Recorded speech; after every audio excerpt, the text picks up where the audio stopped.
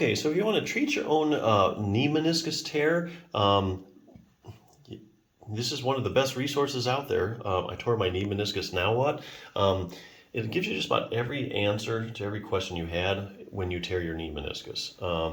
I think you can get this book on Amazon, getting really good reviews from what I've seen. I'll go over it briefly, and I think you'll be impressed. So what exactly is a meniscus? This book is loaded with pictures. It's not dry reading, and it's not medical jargon either. So everything's in layman's terms. So the first chapter just kind of explains, what the knee meniscus is, what it does, how it works, how important it is to your knee, and what will happen if you start taking parts of it out. For instance, if you look at the two bones here, your femur and your tibia, here's your kneecap. If you just throw the two bones together, they don't really fit together that well, okay? And the forces are right here,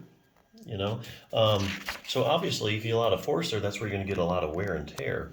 But if you throw in cartilaginous knee meniscus, evenly distributes the force all the way across the knee.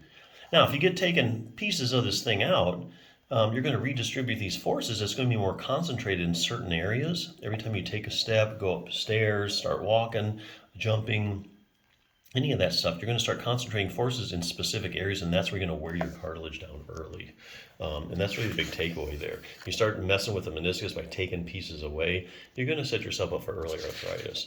A tear is not a tear is not a tear. Basically, when people tear their knee meniscus, the first thing they think of in their head, they're like, oh, I know someone, I know Joe, he went ahead and he tore his knee meniscus, he had to have surgery, or he's still hurting, and oh, he did better, he didn't even need surgery. Can't really compare yourself, because there's different types of tears. There's different ways of classifying tears. Some tears will heal better on their own than others, based upon the anatomy. How much circulation is going to the part that you tore. Anyway, so good to know the differences in all the tears. What to do, the options. Some people are thinking, well, gosh, I tore my knee meniscus, let's just take the thing out. Well, you don't really want to do that. In the early days, they used to do that. Here's a good study to just underscore what happens. 313 people, and they went ahead and took out their whole meniscus. I don't know if it was a medial or lateral one, because you have two of them. Follow these people for 40 years. Early knee arthritis. Where's your knee down early? Even what the thinking shifted over the years to just do a partial meniscectomy. That's where you just take out part of the meniscus. Here again, you have early arthritis. Here's a good study where they actually compared both partial meniscectomy. Let's see, is that the one? Let's see, partial, yeah, and a total. They compared partial meniscectomy, take out part of it or all of it. And just what you'd expect, the people who had the total meniscectomy had way more early arthritis than the people that just had part of it taken out. Anyway, and here's it. We're trying to repair it. Well, not all of them can be repaired. There's also a longer recovery period if you do try and repair it. What if you leave it alone and do nothing? Great question. That's a lot people want to know. Hey, maybe I don't want surgery. I don't know what to do. I don't have insurance to pay for anything. What if we just leave the darn thing alone? Maybe it'll get better on its own. Well, they answer that question by looking at the long-term follow-up studies of looking at people that have untreated meniscus tears. And there are studies out there, not that many of them, but this book has dug them up.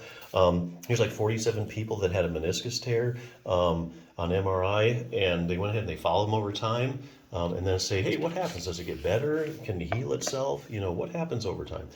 Perhaps the biggest question, exercise versus surgery, which one is better? The only way you can scientifically answer that is by looking at the randomized controlled trials. That would be where you say that's the highest form of proof in medicine that a treatment is actually effective. If you want to prove that something works, you do a randomized controlled trial. If you want to prove that a drug is effective, you're going to do it against a control group like a placebo. And you're going to see, did it really work or not? So this would be, say you take 100 people with a torn knee meniscus, 50 you randomly assign to surgery, the other 50 you randomly assign to a good exercise program. Then you follow them over time and you see, hey, what happens to it? Well, let's look at the 6-week mark. Let's look at the 6-month mark. Let's look at the 6-year mark. And there's some really good follow-up studies. So they look at the randomized controlled trials with like partial meniscectomies. I think they look at degenerative tears, traumatic tears. If you have meniscal root tear, that's probably the worst kind. The root is what kind of anchors the meniscus on each end, and when you rip that out, that can be a really big problem. Anyway, looking at all the results, pretty consistent in the literature.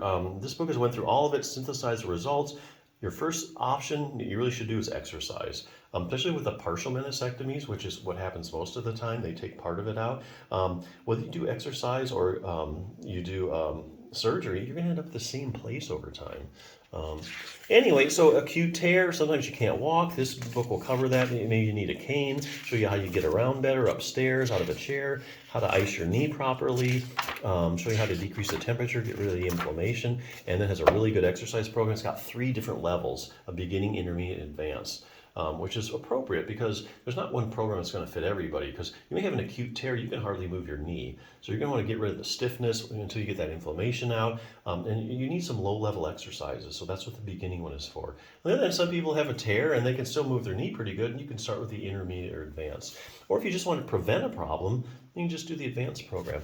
So this is I think is definitely, if you want to treat your own knee meniscus tear, this is the resource, so definitely check it out.